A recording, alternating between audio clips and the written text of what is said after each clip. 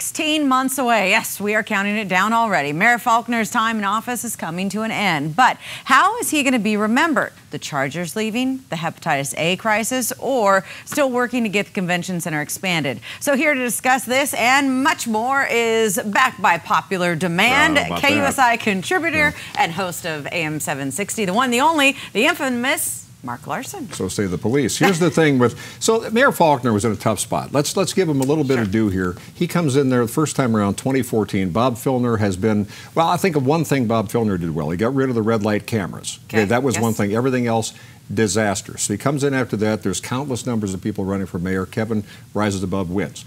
Big deal.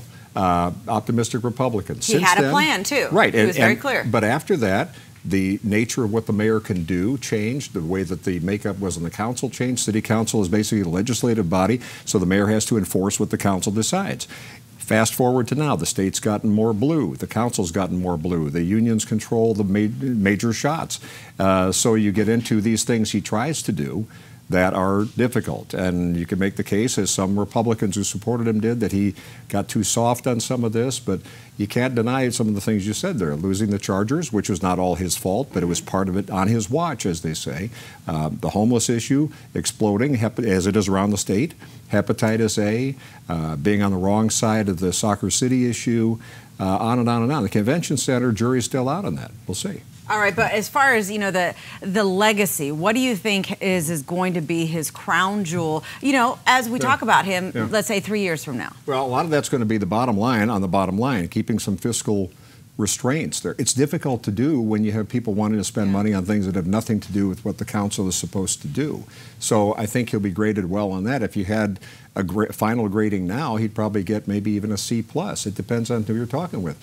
Along the way, I mean, let's face it, he is the only, and still is, the only high-ranking Republican in the state, which tells you a lot about the state of California. So for a while, and maybe still now, he has designs on running for governor someday, not immediately, but that does kind of change how, it's a difficult spot politically. Do you just try to please everybody in the state? That's difficult, doesn't tend to work. Meanwhile, San Diego has a lot on the plate, and these problems aren't going away. Then what would you tell Mayor Faulconer to get busy on for the next 16 months? Well, if he can, because as you pointed out, he's going up against a blue wave. Homeless is still a problem. Homelessness, we have some of the best programs in the nation. That's part of the vicious cycle, because that also draws people here. The people who are on the streets are militant. They're backed up by, many of them, if not most, backed up by the laws, by the way the state is. The cops have hands tied on that, but it's a problem. Keeping Comic-Con here, and it's been extended to 2024. That's good. That's helpful.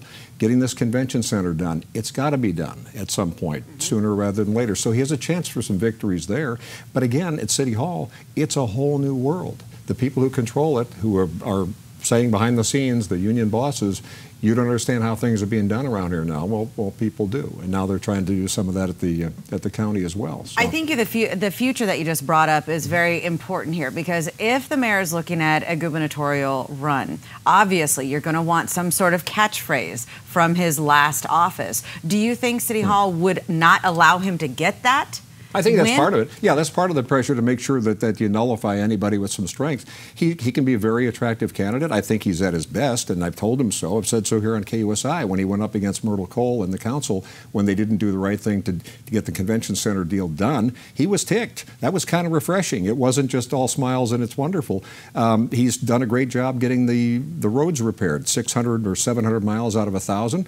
Still a lot of them left to go. That's a constant chronic issue, but that's what people want to see. They don't really care about the climate change overreaches.